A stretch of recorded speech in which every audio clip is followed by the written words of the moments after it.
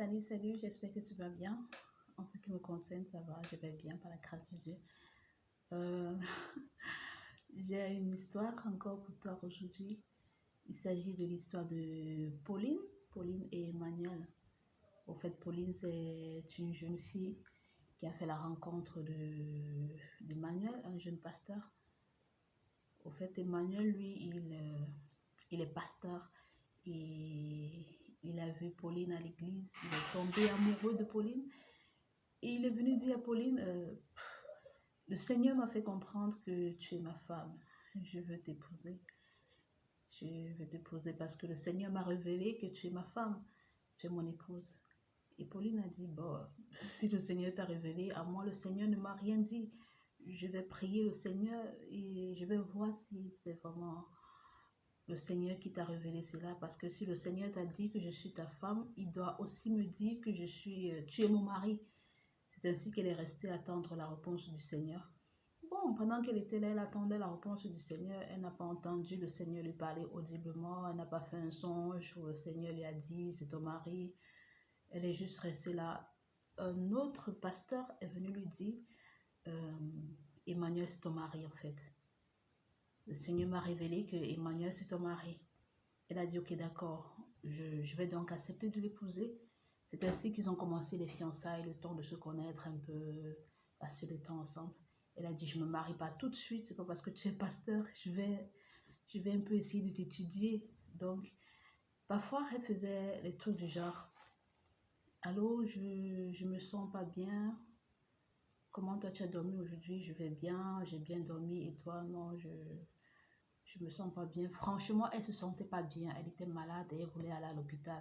Et elle a donc en parlé à son fiancé pour voir sa réaction. Le fiancé lui a dit, ok, d'accord, comme tu es malade, je vais prier pour toi. Elle dit, non, je veux pas la prière. Moi, je veux aller à l'hôpital. Je dois aller faire les examens. Je dois aller à l'hôpital pour qu'on me soigne.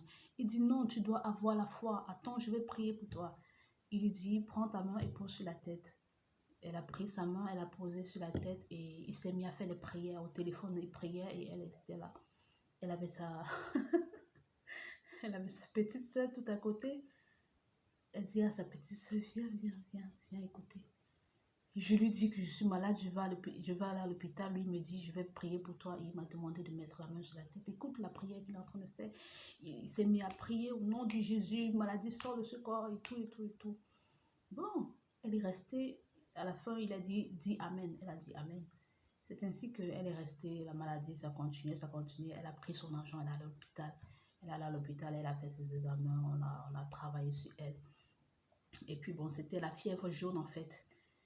C'est passé, après le traitement, c'est passé. C'est ainsi qu'un jour, le fiancé appelle, comment tu vas aujourd'hui? Qu'est-ce que tu as cuisiné? Qu'est-ce que tu as mangé aujourd'hui? Elle dit, au fait, aujourd'hui, j'ai rien mis au feu. Elle avait cuisiné en fait. Elle avait cuisiné, mais juste pour voir la réaction du futur mari. Elle dit, j'ai rien cuisiné aujourd'hui. Mais pourquoi tu n'as rien cuisiné? Je n'ai pas quoi cuisiner, je n'ai rien à cuisiner. Elle s'attendait à ce que peut-être le fiancé lui dise, ok, je t'envoie tel montant, tu prends soin de toi et tout et tout. Et à sa grande surprise, lui, il dit, mais l'homme ne vivra pas de pain seulement. Tu n'es pas obligé de manger. Tu n'es pas obligé de manger. Il est écrit dans la parole du Seigneur que l'homme ne vivra pas de pain seulement, l'homme vivra de la parole du Seigneur. Il dit, mais tiens, je ne vais pas manger la parole du Seigneur. Je te dis que j'ai faim. Toi, tu me dis, l'homme ne vivra pas de pain seulement. Qu'est-ce que ça signifie? Il dit, c'est parce que tu n'as pas la foi. Si tu avais un peu de foi comme ça, tu devais voir que ce problème de famine allait passer. C'est là, elle appelle sa petite soeur, elle lui dit, mais écoute-moi les choses. Je lui dis, j'ai pas mangé, j'ai rien mangé. Il me dit, l'homme ne vivra pas de pain seulement. C'est quoi cette histoire? Et c'est ainsi, elle faisait les tests pour voir son fiancé, son futur mari.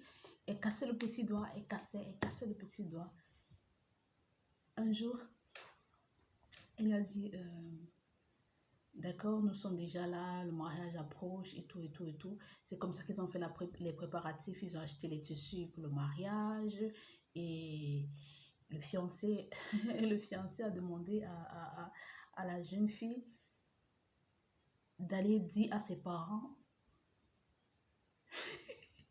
qu'ils doivent me donner la femme gratuitement. La fille dit, je ne comprends pas. Il dit, pour le mariage traditionnel.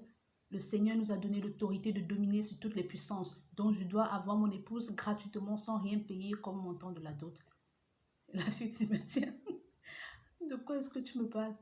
Va dire à tes parents que je suis pasteur et puis bon, moi, je prends la femme gratuitement parce que le Seigneur m'a donné l'autorité et la domination sur toutes les puissances. La fille dit, bon, j'ai compris, j'ai compris. C'est ainsi qu'elle allait causer avec sa maman. Elle allait causer avec sa maman lui dit, mais qu'est-ce qu'il raconte? Qu'est-ce qu'il raconte un pasteur? Il ne veut pas doter sa femme, qu'est-ce qu'il raconte?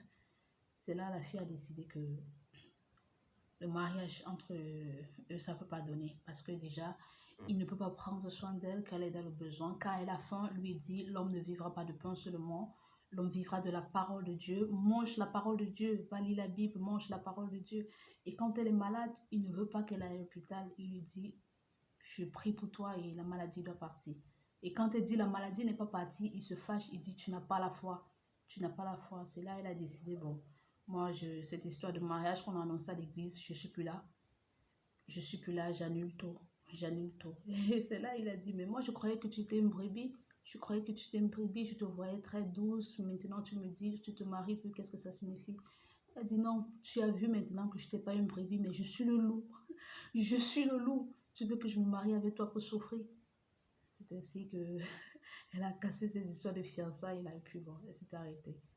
Elle s'est arrêtée et elle s'est mariée avec quelqu'un d'autre, un autre frère, un autre jeune pasteur qui lui aussi s'appelait comme celui qui venait de partir. Donc, c'est l'histoire que je voulais partager avec toi.